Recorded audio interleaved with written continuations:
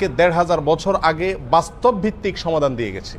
সেই সমাধান বলছে উত্তরণের একমাত্র উপায় হলো একই সঙ্গে নারীকে তার পোশাকে আশাকে চলনে ফেরনে শালীন হতে হবে, খোলামেলা হওয়া যাবে না। আবার পুরুষকেও তার মনকে নিয়ন্ত্রণ করতে হবে। কোরআনে কারিমে সূরা নূরের ৩০ এবং ৩১ নম্বর আয়াতে আল্লাহ সুবহানাহু ওয়া তাআলা এই চিরন্তন সত্য এবং চরম বাস্তব বিষয়টি আলোকপাত করেছেন। আল্লাহ সুবহানাহু ওয়া তাআলা শুরুতেই নির্দেশ করেছেন পুরুষকে তার দৃষ্টিকে সংযত রাখার জন্য। আল্লাহ বলেছেন কুল্লিল মুমিনিনা ইয়াগুদ্দু মিন আবসারিহিম ওয়া ইয়াহফাযু ফুরুজাহুম, হে রাসূল আপনি বলে দিন মুমিন পুরুষদেরকে তারা যেন তাদের চক্ষুগুলোকে কন্ট্রোল করে, সেগুলো যেন নিয়ন্ত্রণ করে এবং তাদের যৌনতাকে, তাদের লজ্জাস্থানকে তারা যেন হেফাজত করে, সংরক্ষণ করে। এর পরবর্তীতে আয়াতে আল্লাহ সুবহানাহু ওয়া তাআলা নারীকেও বলেছেন ওয়ালা ইউবদিনা যিনাতাহুন্না, নারীরা যেন তাদের সৌন্দর্যকে অন্যের কাছে, পরপুরুষের কাছে, বাহিরের পুরুষদের কাছে তারা যেন প্রকাশ না করে, তারা যেন তাদের নিজেদের দেহকে আবেদনময় করে উপস্থাপন না করে।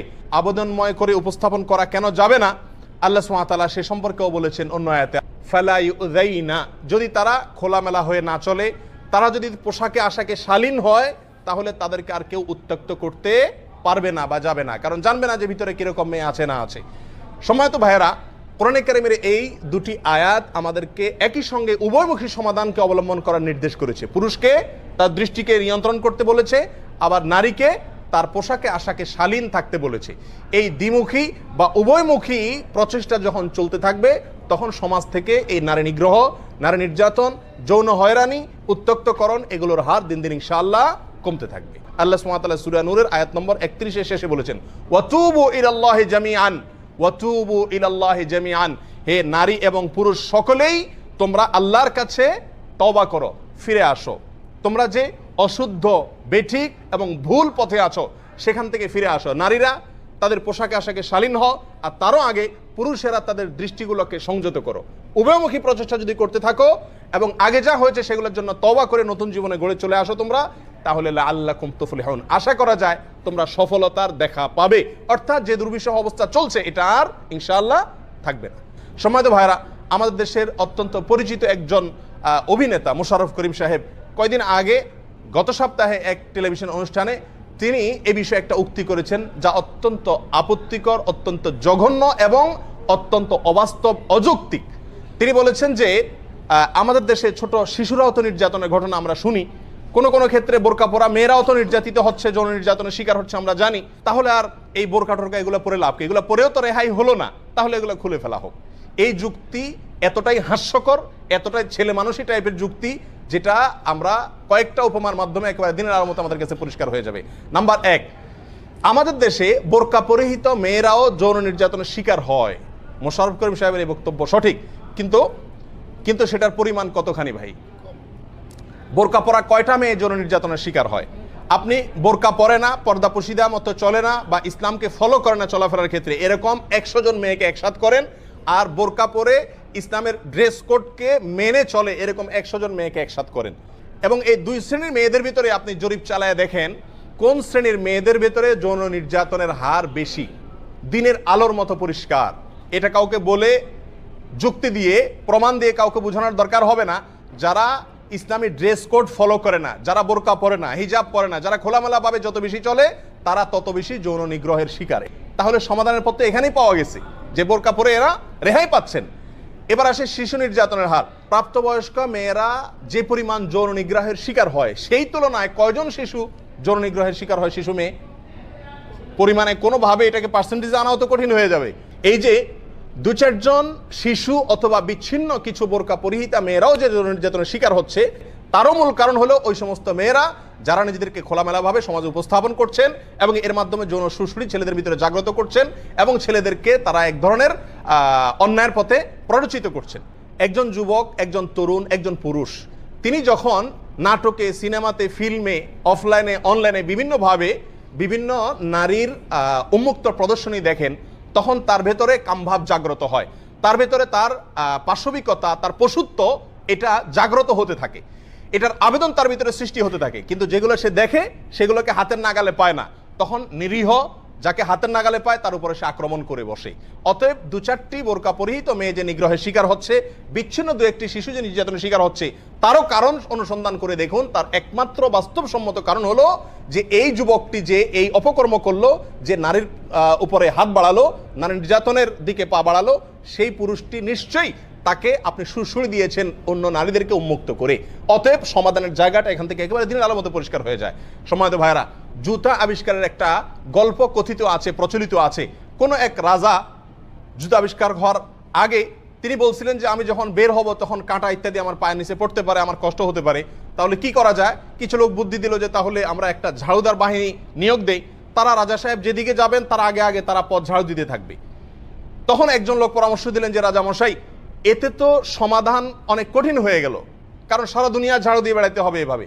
তার চাইতে আপনার 2 পায়ে যদি আপনি জুতা পরে ফেলেন তাহলে তো আর এত ঝাড়ু দেওয়া দেওয়াই লাগে না, সব কাটা থেকে আপনি রক্ষা হয়ে যায়।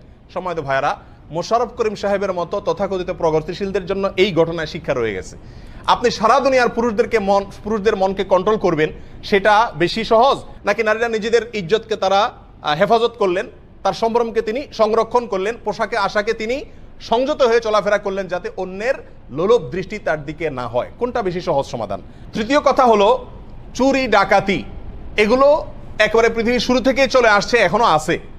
এবং চুরি থেকে বাঁচার জন্য, প্রত্যেকের যার সম্পদকে রক্ষা করার জন্য একসময় মানুষ সিন্ধুকে রাখতো তালা মেরে, এরপরে মানুষ দরজায় বন্ধ করে রাখে, এখন এরপরে কলাপসিবল গেটে রাখে, এরপরে প্রহরীর ব্যবস্থা হয়েছে, এরপরে সিসি ক্যামেরার ব্যবস্থা হয়েছে।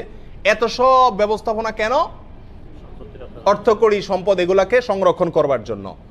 তো এখানে আপনি কেন বলেন না যে আমরা এত কষ্ট করার দরকার কি? আমরা সবার মনগুলোকে ঠিক করে ফেললেই তো হয়, অন্যের মালের দিকে আমরা, অন্যের সম্পদের দিকে দৃষ্টি না দিলেই তো হয়। সবাই যার যার মনগুলোকে ঠিক করে ফেলেন, তাহলে তো এত তালা, কলাপসিবল গেট, এত সিসি ক্যামেরা, এত প্রহরী, দারোয়ান, পুলিশ, এ সমস্ত দরকার হয় না। এখানে এই কথা কেন বলেন না? সম্পদটা যার, সংরক্ষণ করবার দায়িত্ব তার, যাতে করে চোর তার দিকে হাত না বাড়াতে পারে। এটাই হলো লজিক। অতএব একজন নারী তিনি যদি নির্যাতনের আশঙ্কা বোধ করেন, তার দায়িত্ব হলো তার সম্পদকে তিনি সংরক্ষণ করবেন যাতে অন্যের কুদৃষ্টি তার দিকে আপতিত না হয়। এটাই হলো যুক্তিসঙ্গত।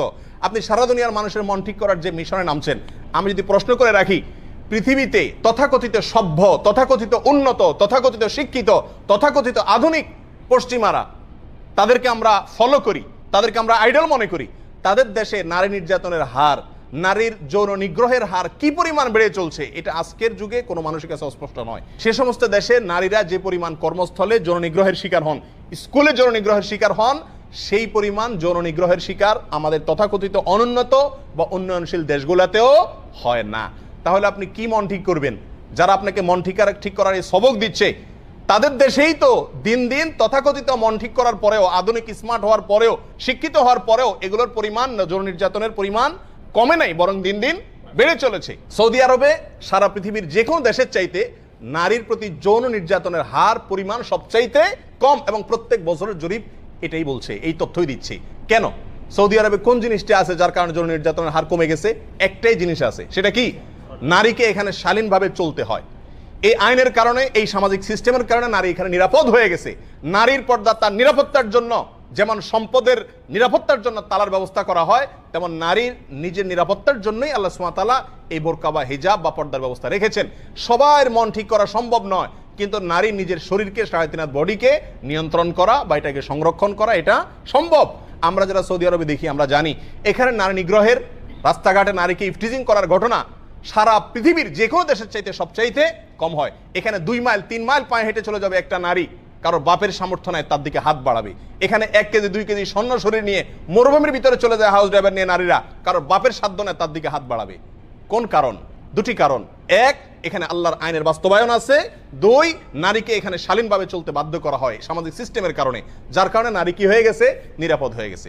এখানে আমার কিছু ভাইরা বলবেন যে সৌদি আরবে গৃহকর্মী যারা আমাদের দেশ থেকে আসে, বিভিন্ন দেশ থেকে আসে, তারা তো যৌন নির্যাতনের শিকার প্রচুর পরিমাণে হয়, তাহলে সৌদি আরব আর এমন ভালো হলো কিভাবে? এর জবাব হলো, কেন হয়?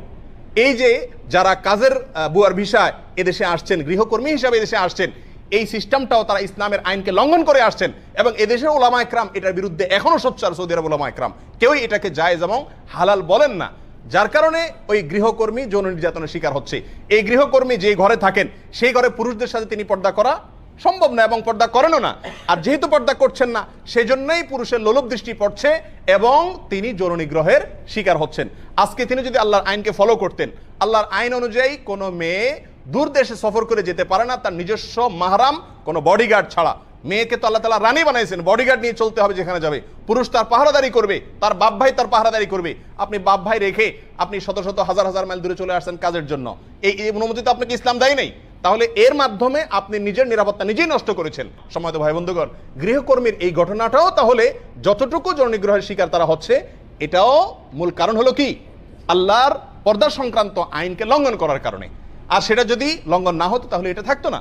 অতএব প্রিয় ভাই বোনেরা, আল্লাহ সুবহানাহু ওয়া তাআলা আমাদেরকে সমাধানের সূত্র বাতলে দিয়েছেন, দুটি সমাধানের সূত্র। তার প্রথমেই আল্লাহ শুরুতেই বলেছেন পুরুষকে তার চোখে সংযত রাখার জন্য, এরপরে বলেছেন মহিলারা যেন তাদের শরীরের সৌন্দর্যগুলোকে অন্যের সামনে প্রকাশ না করে, যদি করে তাহলে তারা উত্ত্যক্তর এবং ইফটিজিং এর শিকার তারা হবেন। এটাই হলো চরম বাস্তবতা, এটার কোনো বিকল্প পথ পদ্ধতি নাই। যে সমস্ত মেয়েরা নিজেদেরকে যত বেশি সংরক্ষিত রাখেন, আল্লাহ সুবহানাহু ওয়া তাআলা তাদেরকে তত বেশি হেফাজত করেন। এই বাস্তবতাকে অস্বীকার করতে পারে শুধুমাত্র অন্ধ, শুধুমাত্র মূর্খ, শুধুমাত্র মিথ্যুক এবং প্রতারক শ্রেণীর মানুষেরা, এছাড়া আর কেউ এটাকে অস্বীকার করার কোনো সুযোগ নাই। পরিশেষে কোরআন কারীমের একটি আয়াত বলবো। আল্লাহ সুবহানাহু ওয়া তাআলা বলেছেন, ইন্নাল্লাযীনা ইউহিব্বুনা আন তাশিআল ফাহিশাতু ফিল্লাযীনা আমানু, নিশ্চয়ই যে সমস্ত লোকেরা, কিছু লোক আছে যারা আমাদের সমাজে অশ্লীলতা প্রকাশ করতে চায়, যারা আমাদের মা বোনদেরকে বোরকা থেকে বের করে আনতে চায়, যারা আমাদেরকে তথাকথিত সামাজিক সিস্টেম থেকে বের করে এনে পশ্চিমাদের অনুকরণ অনুসরণ করাতে চায়, অশ্লীলতার ব্যাপক প্রচার সমাজের ভিতরে, জেনার ব্যাপক প্রচার ঘটাতে চায়, যারা এগুলো করতে চায়, আল্লাহ সুবহানাহু ওয়া তাআলা বলেছেন তাদের জন্য দুনিয়াতে এবং আখিরাতে উভয় জগতের যন্ত্রণাদায়ক শাস্তি রয়েছে। সম্মানিত ভাইরা, আখিরাতে এদের শাস্তি তো হয় এই তথাকথিত প্রগতিশীলেরা যারা আমাদের সমাজকে নষ্ট করতে চায়। দুনিয়াতে তাদের শাস্তি কিভাবে হয় আমরা অনেকে দেখি না। দুনিয়াতে তাদের বহুমুখী শাস্তি হয়। তার একটি শাস্তি যদি শুধু বলি, এই তথাকথিত মোশাররফ করিম সাহেবদের মতো যত অভিনেতা আছে, এদের বিরাট একটা অংশ দেখবেন এরা আত্মহত্যা করে মারা যায়। এদের পারিবারিক জীবনে কোনো শান্তি নেই, 3টা 4টা করে বিয়ে করে এরা সুখ শান্তি বলতে কিছু পায় না। আমরা যে পারিবারিক স্বাদ পাই, আমরা যে পরিবারকে জান্নাতের মতো উপভোগ করি, এই উপভোগ করার সুযোগটা তাদের হয় না। তাদের জীবনকে আল্লাহ তাআলা জীবনটা জাহান্নাম করে দেয়। এরা অভিনয় করা মানুষের সামনে তারা অনেক সুখে আছে, আসলে এদের জীবনটা জাহান্নামে পরিণত হয়ে গেছে। আল্লাহ তাআলা তাদের জন্য এই কষ্ট দুনিয়াতে রেখেছেন, আখিরাতেও রেখেছেন। আল্লাহ তাআলা এদের ষড়যন্ত্র থেকে আমাদেরকে, আমাদের সমাজকে, আমাদের মা বোনদেরকে আল্লাহ তাআলা হেফাজতে রাখুন। মুরগির স্বাধীনতা শিয়াল চায়, এই বাস্তবতা যদি কেউ না বুঝে তাহলে তার মতো বোকা আর কেউ হতে পারে না। শিয়াল সব সময় আন্দোলন করবে যে মুরগির স্বাধীনতা দেওয়া হোক, মুরগিকে কেন খাঁচা রাখা হয়েছে, তাকে কেন খোয়াড়ে রাখা হয়েছে, তাকে স্বাধীন করে দেওয়া হোক। এটা কেন বলে শিয়ালে, সেটা কোনো বুদ্ধিমান মানুষের কাছে বুঝতে কি হয় না, বেগ পেতে হয় না। সম্মানিত ভাইরা, অতএব এই সমস্ত প্রতারক, এই সমস্ত ধুরন্ধর, এই সমস্ত আমাদের সমাজকে অস্থিতিশীলকারী যে সমস্ত লোকেরা, তাদেরকে চিহ্নিত করতে হবে এবং তাদের এই সমস্ত দুর্বিসন্ধির বিষয়ে সমাজের মানুষকে সচেতন করতে হবে এবং আমাদেরকে সংকল্প করতে হবে যে এদের এই সমস্ত ষড়যন্ত্র থেকে আমাদের মা বোনদেরকে হেফাজতে আনতে হবে, রাখতে হবে। এবং আমরা পুরুষ সহ প্রত্যেকে প্রতিজ্ঞা করতে হবে আমরা যার যার যৌনতাকে, লজ্জাস্থানকে এবং যার যার দৃষ্টিকে, মনকে আমরা সংরক্ষণ করব আল্লাহর জন্য। তাহলে ইনশাআল্লাহ দুনিয়াতে সুখী হব, আখিরাতেও সুখী হব। আল্লাহ তাআলা আমাদের সবাইকে তৌফিক দান করুন।